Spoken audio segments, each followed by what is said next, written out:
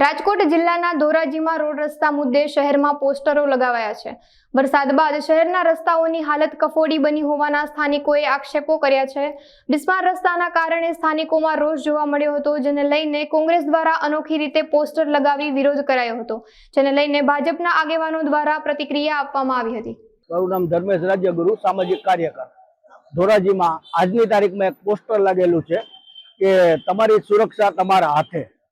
હું તો કહું ધન્યવાદ છે જેને પોસ્ટર મારેલા છે એને, પણ તમારે ખરેખર અત્યારે ધોરાજીમાં એટલા ખાડા ખવડાવાળા રસ્તા પડી ગયા છે કે કંઈ ચાલવા જેવું નથી ને એવું તો હેલ્મેટ પહેરીને નીકળવા જેવું થઈ ગયું છે, કારણ કે પડી જાય તો એટલો અકસ્માતનો એટલો ભય રહે છે। હવે પબ્લિકને કોઈ સરકારી તંત્ર કે કોઈ પણ અધિકારી કોઈ ફરકતું નથી અહીંયા ને આમને પ્રજા, ધોરાજીની પ્રજા રામ ભરોસે જીવી રહી છે। પોસ્ટર માર્યા એ બાબત હું તો કોઈ ધન્યવાદ દેવા જોઈએ। ખરેખર પબ્લિકને જાગૃત થવું જોઈએ ને સરકારી તંત્ર ઉપર હલ્લાબોલ કરવો જોઈએ, મારો તો એવો વિચાર છે।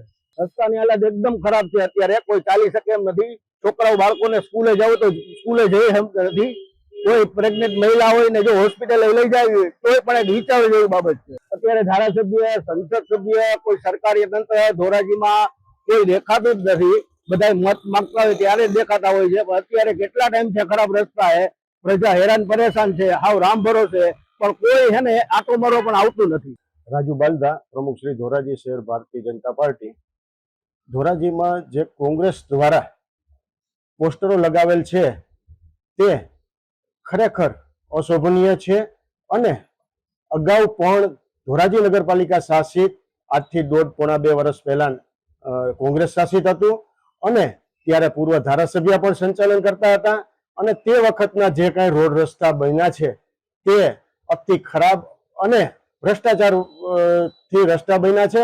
તેથી આ સાલ વરસાદ પડ્યો અને એના કારણે રસ્તાનું ધોવાણ થઈ ગયેલું છે અને આ જે કાંઈ ખાડા ખબડાવાળા ધોરાજી શહેરના નગરપાલિકા હસ્તકના અને પીડબ્લ્યુડી હસ્તકના જે કાંઈ રોડ રસ્તા છે તેના માટે અમુક ધોરાજી શહેર ભાજપ વતી તેમજ ધારાસભ્યશ્રીએ લેખિત તથા મૌખિક રજૂઆત કરેલ છે અને તંત્ર દ્વારા આ રસ્તાઓ તાત્કાલિક રિપેર થાય અને લોકોના હાલવા ચાલવામાં અને જનતાને કોઈ મુશ્કેલી ન થાય તે માટે તાત્કાલિક રિપેરિંગ કરવા માટે રજૂઆત કરેલ છે અને તંત્ર દ્વારા જેમ બને વહેલાસર રસ્તાઓ રિપેરિંગ થાય તે માટે કાર્યરત કરવા અનુરોધ કરેલ છે। સારો એવો વરસાદ પડવાથી રસ્તાઓનું ધોવાણ થઈ ગયેલું છે, ખાડા ખબડાવાળા છે, તે રસ્તાઓ તાત્કાલિક રિપેર કરવા માટે ધોરાજી શહેર ભાજપ દ્વારા, ધારાસભ્ય દ્વારા લેખિત અને મૌખિક રજૂઆત થયેલ છે અને તેના દ્વારા તંત્ર તાત્કાલિક આ કામ હાથ ધરશે તેવું અમોએ જણાવેલ છે। કોંગ્રેસ દ્વારા જે પોસ્ટરો મારવામાં આવેલ છે એ સસ્તી લોકચાહના મેળવવા માટે છે। અગાઉ પણ રસ્તાઓ કોંગ્રેસ શાસિત સંચાલિત નગરપાલિકા હતી ત્યારે પણ ખરાબ રસ્તા હતા, ખાડા ખબડાવાળા હતા, પરંતુ તેઓએ જે રસ્તા છેલ્લા સમય દ્વારા કર્યા છે તે પણ ખરાબ અને અશોભનીય અને જે કંઈ એમાં મટીરિયલ વાપરવાનું થાય તે પૂરું વાપરેલ નથી અને ભ્રષ્ટાચારથી જે કર્યા છે રસ્તાઓ તેના કારણે હાલ પરિસ્થિતિ ખરાબ થઈ ગયેલ છે। મારું નામ દિનેશભાઈ ઓરા, શહેર કોંગ્રેસ પ્રમુખ ધોરાજી। ધોરાજી શહેર હાલમાં ખાડાની નગરી બની ગયેલ છે। ઠેર ઠેર ખાડાઓ પડી ગયા છે, રોડ રસ્તાઓ ચાલી શકાય નહીં તેવી પરિસ્થિતિમાં છે।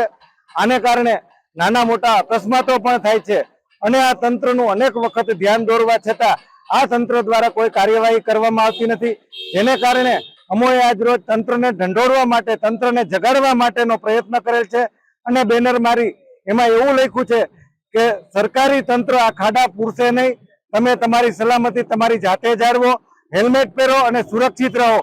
લોકોને જાગૃત કરવા માટે અને તંત્રને ઢંઢોળવા માટેનો આ અમારો પ્રયત્ન છે। ચૂંટાયેલા પ્રતિનિધિઓ હોય, ધારાસભ્ય હોય કે સંસદ સભ્યશ્રી હોય, આ બાબતે કોઈ રજૂઆતો કરતા નથી અથવા તો અધિકારીઓ એમને ગાંઠતા નથી। ધોરાજી શહેરના તમામ રોડ રસ્તાઓ, માર્ગ મકાન વિભાગના રોડ હોય કે નગરપાલિકા હસ્તકના રોડ હોય, તમામ રોડની અંદર મોટા મોટા ખાડાઓ પડી ગયા છે, પરંતુ આ તંત્ર દ્વારા કોઈ કાર્યવાહી કરવામાં આવતી નથી। આ જ રોડ ઉપરથી તંત્રના અધિકારીઓ અનેક વખત પસાર થાય છે, પરંતુ નરી આંખે આ તંત્રને દેખાતું નથી।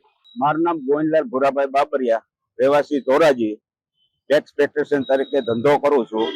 ધોરાજીની અંદર રોડ રસ્તાની હાલત ખૂબ જ ખરાબ છે। હજી 6 મહિના પહેલા જેતપુર રોડ તૈયાર થયો છે, એની અંદર ખાડા એટલા છે કે થોડુંક પાણી ભર્યું એટલે ખ્યાલ નથી આવતો, એટલે તરત જ નાના વ્હીલ વાળા જે સ્કૂટર અને એ સ્લીપ થાય છે, માણસને કમરના દુખાવા થાય છે.